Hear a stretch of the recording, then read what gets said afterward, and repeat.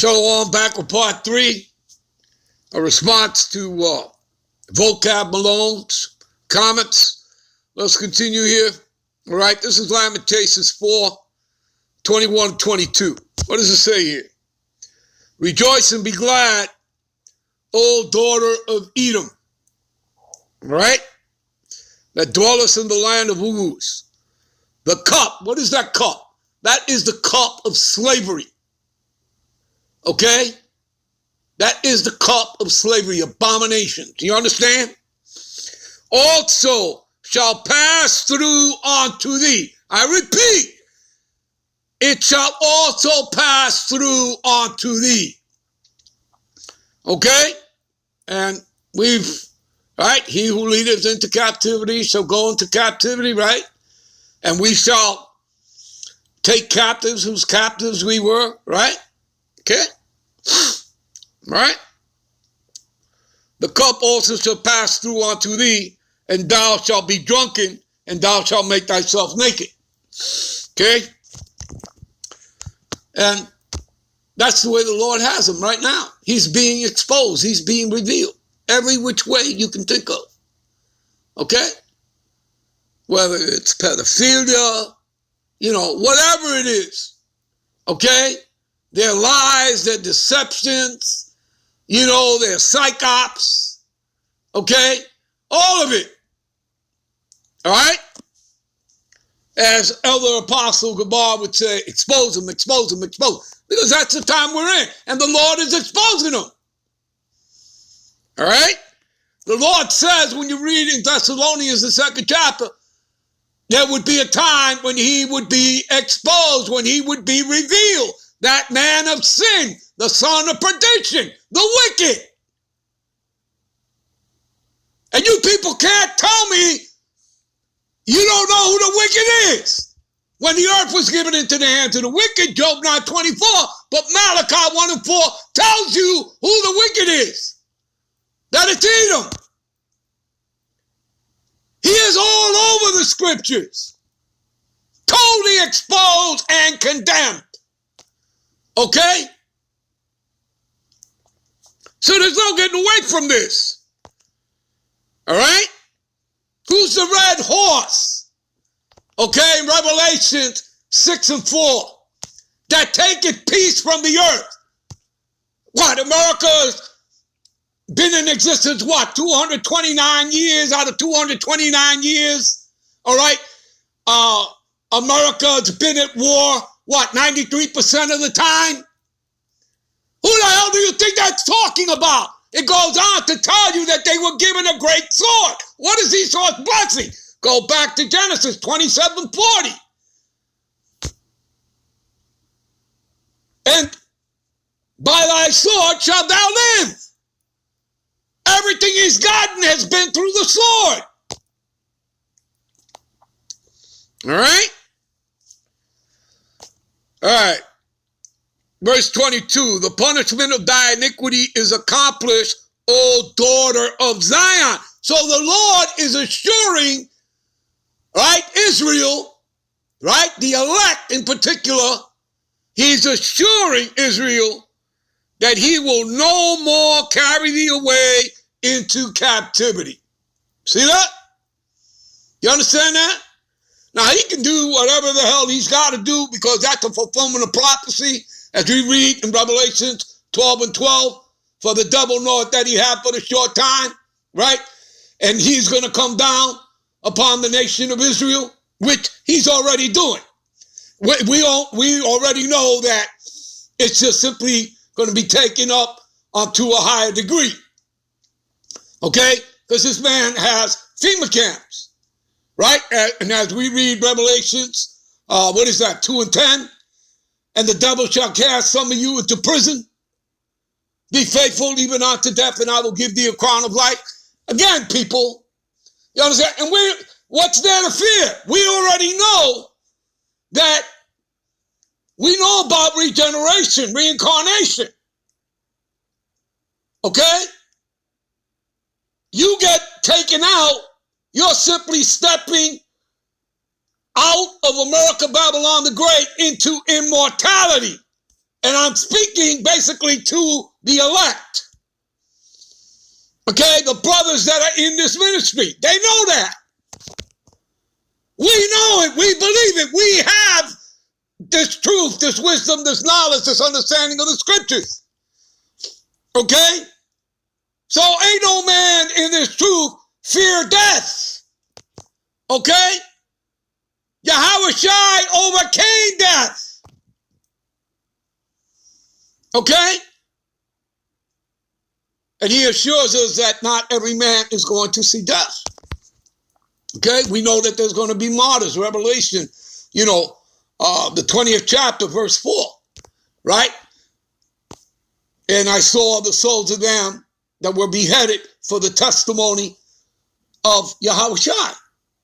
All right? Who did not worship, and bow down to the beast, its image, or receive its mark. You understand? And the Lord tells us, man, he has, and remember, the number 7,000 that will not bow down, a knee to Baal, that number just means completion. Okay? The elect of Israel, the 144,000 plus the great multitude, are not going to bow down to this man. Okay? In his wicked ways. All right? His decrees. No matter what happens. All right? Right. So, let's get back to this here. All right? To nail some stuff in vocab's coffin here. All right? Let's punch these nails in. Let's go to Romans. All right? Let's go to Romans what? The 9th chapter? All right, 3 and 4. What does it say here? For I could wish that myself was accursed from the Hamashiach, right? Yahushua, for my brethren, my kinsmen. You go into that word, it gets into the word sangria, blood, the seed of Israel, according to the flesh. Who are Israelites, to whom pertaineth the adoption. I repeat, who are Israelites, to whom pertaineth the adoption. Nobody outside of Israel is going up into those ships and is going to be saved, or is going to be, co-heirs to the kingdom with Yahushua. Nobody outside of the nation of Israel, of the elect. Nobody's going to do that. No Edomite, no Moabite, no Ishmaelite, nobody. They are outside the temple. They are going to be where? In captivity. Okay? Hardcore slavery. All right? So they can dream and say whatever they want with their lives, but you know what? The word of the Lord proves different. All right? Where is his precept to back him up? He never has any. All right? He doesn't know these scriptures. All right.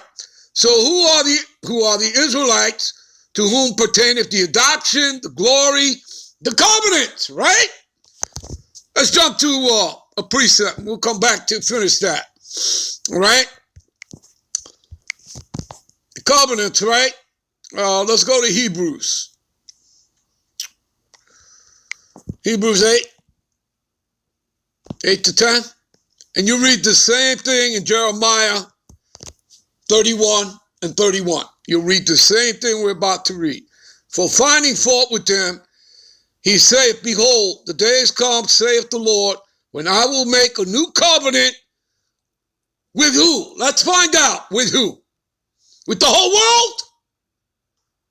With Edomites? Huh? Let's find out. When I will make a new covenant with the house of Israel, that's the northern kingdom, and with the house of Judah, the southern kingdom, the 12 tribes of Israel. You see anybody else there? You see? He's not included. Vocab and his people and the other nations are not included as the covenant. Didn't he just say, right? Behold, the days come, saith the Lord, when I will make a new covenant. So who even had the first covenant? It wasn't them. It was us.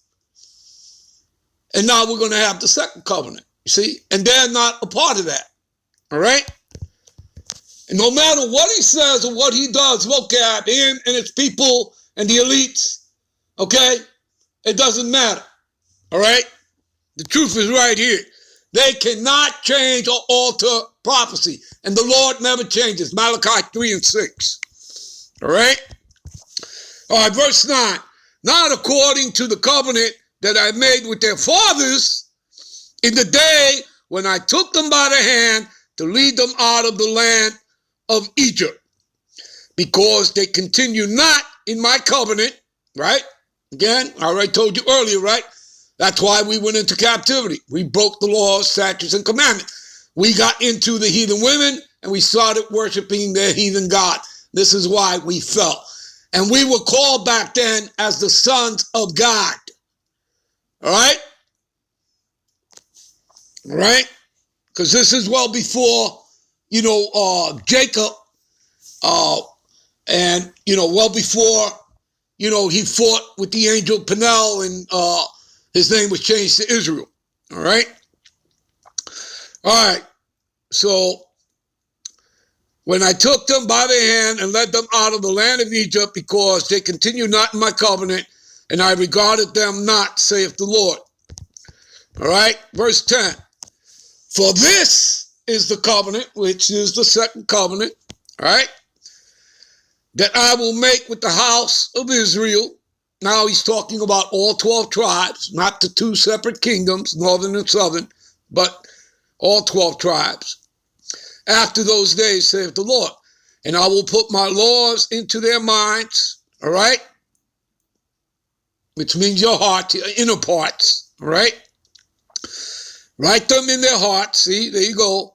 And I will be to them, right, a God power, and they shall be to me a people.